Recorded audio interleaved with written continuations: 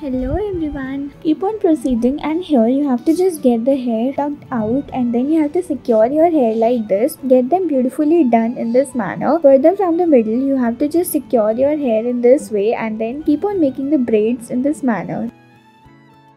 Here with the help of these hair you have to just get them done like this. Now here you have to just get them beautifully done in this manner. From either side you need to get the hair and then you need to roll them further. Get the stick inside and then just roll it further in this manner. This is gonna look amazing. You have to secure your hair like this. Make a beautiful lovely pattern in this manner. Now here get a designer string like this, and with the help of these strings what we need to do, you have to roll your hair, make a crisscross patterns in this manner and then you have to secure it in this way. Isn't it cool? Now you have to just secure it in this manner and get them beautifully tucked like this. This is gonna look even more amazing and pretty.